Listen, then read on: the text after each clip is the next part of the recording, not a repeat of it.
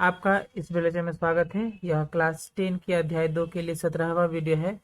पिछले वीडियो में हम लोगों ने प्रयोग 30 का समाधान सीखा था। इस वीडियो में हम प्रयोग 31 और 32 का समाधान सीखेंगे। तो चलिए शुरू करते हैं। हमारा पहला प्रश्न है प्रयोग 31। प्रयोग 31 है, फातिमा बीबी एक मासिक संचय प्रकल्प में प्रत्येक माह के प्रथम दिन 100 रुपये जमा करती है। तो इस तरह एक वर्ष तक जमा की। यदि वार्षिक ब्याज दर 6% हो तो वर्ष के अंत में इनके खाते में कितने रुपए मिश्र धन के रूप में होंगे। प्रश्न है कि एक महिला है जिनका नाम फातिमा बेबी है, प्रत्येक महीने जो है प्रथम दिन में 100 रुपये जमा करती है। इस प्रकार से वह 1 साल तक जमा करती है।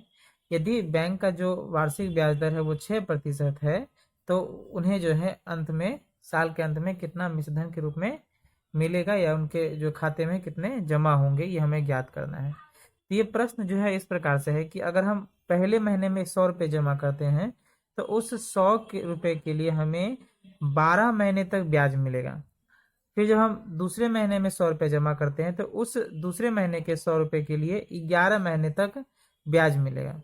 फिर तीसरे महीने में जब हम जो है 100 रुपये जमा करते हैं उसके लिए हमें 10 महीने तक जो है ब्याज मिलेगा। यानी प्रत्येक 100 के लिए जो ब्याज का समय है वो अलग अलग है। तो हम पहले जो है सभी ब्याज को ज्ञात करेंगे। उसके बाद मूलधन जो है, चूंकि हर एक महीना 100 रुपये जमा हो रहा है तो कुल 1200 रुपये जमा हो जाएंगे। तो उस 1200 रुपये में और वो सभी रुपयों का मूलधन जो है, ब्याज जो है, हमें उसमें जोड़ देना होगा। तो चलिए हम शुरुआत करते हैं इसकी। तो हम यहाँ लिखते हैं प्रथम माह के लिए। तो प्रथम माह के लिए क्या होगा, मूलधन जो है वो क्या है 100 रुपये है। दर जो है वो क्या है 6%, ये हमेशा समान रहेगा।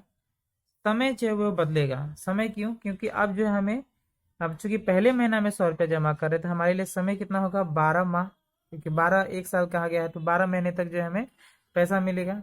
तो वो हम साल में बदलने के लिए क्या करेंगे, 12 से भाग कर देंगे, इतना वर्ष। इसे हम फिलहाल ऐसे ही छोड़ दे रहे हैं।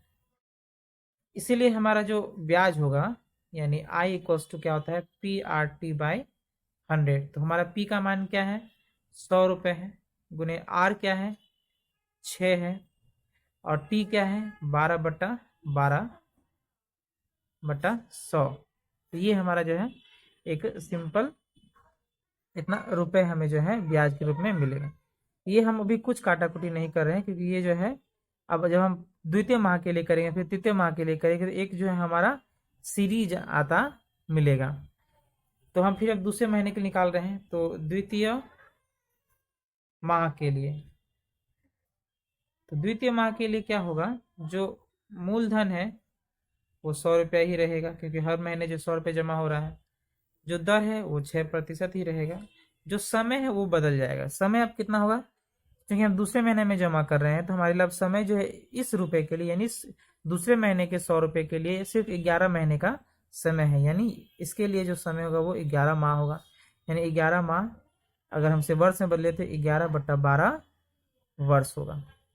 यानी हम जब हम ब्याज निकालेंगे तो फॉर्मूला तो मेरा वही है PRT/100 बराबर P कितना हमारा 100, R कितना है 6 और समय कितना है 11/12/100 रुपये। इसी प्रकार से तीसरे महीने का आएगा तो तीसरे महीने में यहाँ क्या हो जाएगा 10 हो जाएगा। फिर उसके अगले महीने में यहाँ 9 हो जाएगा। इस तरह से जो अंत में यहाँ 1 आ जाएगा। तो हम यहाँ लिखेंगे इसके बाद ये दो हम इसलिए बताएं ताकि आपको चीज़ समझ में आए। पहले महीने के लिए जो समय होगा वो 12/12 होगा। दूसरे पैसे के लिए, दूसरे महीने के पैसे के लिए 11/12, फिर उसके बाद 10/12, फिर 9/12, फिर 8/12, इस तरह से आते जाएगा। तो हम लिखेंगे इसीलिए कुल ब्याज हम पहले निकालेंगे, इसीलिए कुल ब्याज यहाँ लिखेंगे इसी प्रकार से कुल ब्याज बराबर। तो पहले महीने के जो पैसा है उसके लिए कितना ब्याज है 100 गुने 6/12/12/100 प्लस फिर अगले महीने के लिए 100 गुने 6 11/12/100। फिर उसके बाद वाले महीने के पैसे के लिए कितने होंगे 100 गुने 6 गुने 10/12/100। फिर प्लस अगले महीने के लिए क्या होगा, 100 गुने 6 गुने 9/12/100। फिर प्लस उसके अगले महीने के लिए 100 गुने 6 गुने 8/12/100 प्लस इस तरह चलते जाएगा। तो है क्योंकि 12 महीने तक है, तो अंत में जो है एक ही महीना जो अंतिम महीने में जमा होगा यानी दिसंबर महीने में, उसके लिए सिर्फ एक ही महीने का समय रहेगा। यानी उसके लिए क्या होगा, 100 गुने 6 गुने 1/12/100। यानी यहाँ जो है कुल कितने टर्म है, 1 2 3 4 5, बीच में जो है बहुत सारे हैं, क्योंकि हमने सिर्फ यहाँ 6 लिखा है, बाकी 6 इस डॉट डॉट में आ गया है, क्योंकि हमें मालूम है कि जो है जो पैटर्न है, जो तरीका है वो इसी प्रकार से होगा। अब हम जो है आसानी के लिए एक काम करेंगे, जो है सब में 100 है, सब में 6 है, सब में नीचे में 100 है और यहाँ 12 है, तो हम ये सब कॉमन ले लेंगे या फिर 12 छोड़ भी देते हैं। तो हम ये जो है तीनों चीज़ें यानी 100 गुने 6/100 कॉमन ले रहे हैं। तो कॉमन लेने क्या बचेगा, पहले वाले से 12/12, फिर बचेगा 11/12, फिर बचेगा 10/12, फिर 9/12। अब चूंकि हमारे पास लिखने के लिए पर्याप्त जगह है, हम लिख सकते हैं। फिर आएगा क्या, 8/12, फिर 7/12 प्लस अब ये सब 8 तक तो हम लोगों ने लिखा है, 7 कहाँ से आ रहा है, तो जो हमने डॉट डॉट लिखा है उसमें ये 7 है, क्योंकि यहाँ पर 12 महीने के लिए 12 जो है अलग अलग संख्याएं होंगी। 12/11, 12/12, 11/12, 10/12, 9/12, 8/12, 7/12, फिर 6/12 प्लस 5/12 प्लस 4/12 प्लस 3/12 प्लस 2/12 और अंत में 1/12।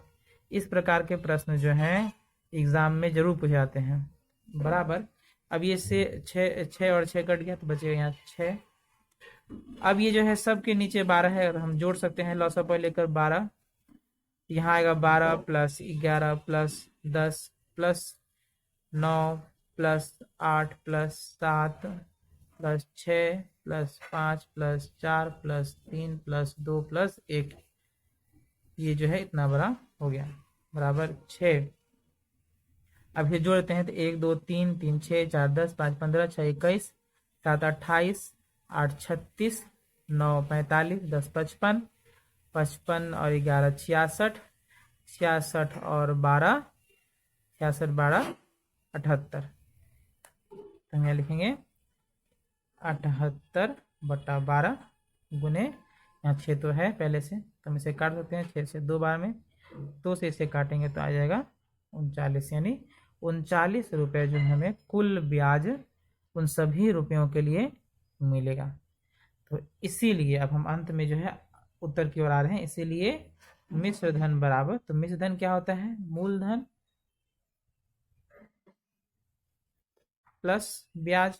तो मूलधन कितना है, क्योंकि हम हर महीने जो है 100 रुपया जमा कर रहे हैं, तो हमारे लिए मूलधन कितना होगा, हर एक महीने के लिए 100 गुने 12 महीने तक हमने पैसा जमा किया प्लस जो ब्याज हम लोगों ने निकाला 39 रुपये। तो 100 गुने 12 कितना होगा, 1200 रुपये प्लस 39, यानी कुल रुपये हो गए 1239 रुपये।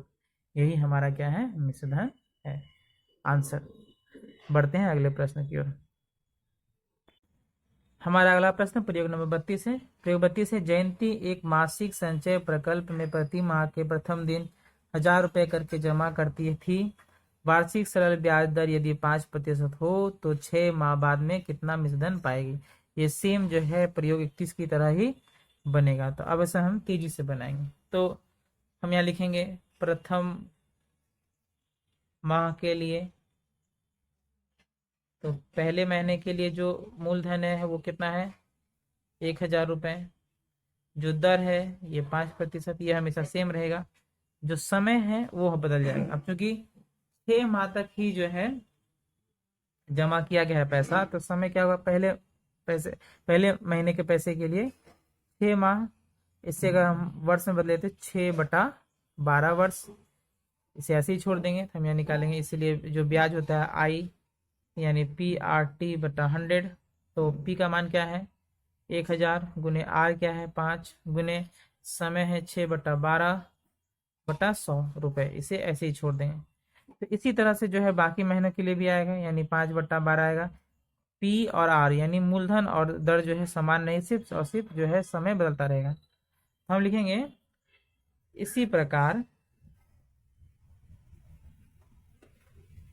कुल ब्याज बराबर, तो पहले महीने के पैसे के लिए ब्याज कितना है 1000 गुने 5 गुने 6/12/100 प्लस अगले महीने के लिए क्या होगा 1000 गुने 5 गुने 5/12/100 प्लस फिर अगले महीने के लिए क्या होगा 1000 गुने 5 गुने 4/12/100 प्लस फिर अगले महीने के लिए 1000 गुने 5 गुने 3/12/100 फिर उसके अगले महीने के लिए क्या होगा प्लस 1000 गुने 5 गुने 2/12/100 और अंतिम महीने के लिए छठे महीने के लिए क्या होगा 1000 गुने 5 गुने 1/12/100।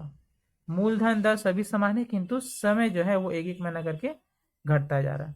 अब पिछले प्रश्न की तरह ही हम क्या क्या कॉमन ले सकते हैं 1000 100 और ये 5, हम क्या लिखेंगे कॉमन ले लेंगे 1000 गुने 5/100 कॉमन ले रहे हैं तो बचेगा 6/12, फिर अगले वाले से 5/12, फिर 4/12, फिर 3/12, 2/12 और अंत में 1/12। तो इसे हम काट सकते हैं, ये 2 0 कट गया, 10 गुने 5 50 हो गया, गुने इसका हम लॉसअप ज्ञात करेंगे तो 12 आएगा। इसे हम लिख सकते हैं 6 + 5 + 4 + 3 + 2 + 1। तो इसे हम जोड़ेंगे तो कितना आएगा 50 गुने 1 2 3 3 6 4 10 5 15 6 21 यानी 21/12। अगर हम इसे काटे तो 3 से 4 3 से 7 2 से 2 2 से 25 यानी 25 गुने 7 तो 7 5 35 के 5 हाथ में 3 7 9 14 और 3 17 175/2। अब इसे हम भाग करें तो 2 8 16 2 7 14.5 रुपये यानी 87.5 रुपये जो है ब्याज हो गया। तो हमें निकालना है क्या मिश्र धन, इसलिए मिश्र धन बराबर, तो मिश्र धन का फॉर्मूला हम जानते हैं क्या होता है मूलधन जोड़ ब्याज। हमारा मूलधन कितना है, हमारा मूलधन है 6 महीने के लिए जो है 1,000 रुपये जमा किया गया था प्लस जो 87.50 ब्याज निकले हैं यानी ये हो गया 6,000 रुपये प्लस 87.50। तो इसे हम जोड़ देगा तो 6,087.50 रुपये जो है उनके खाते में जमा होंगे। आंसर। उम्मीद है आपको दोनों प्रश्न समझ में आए होंगे, दोनों प्रश्न समान थे, इनका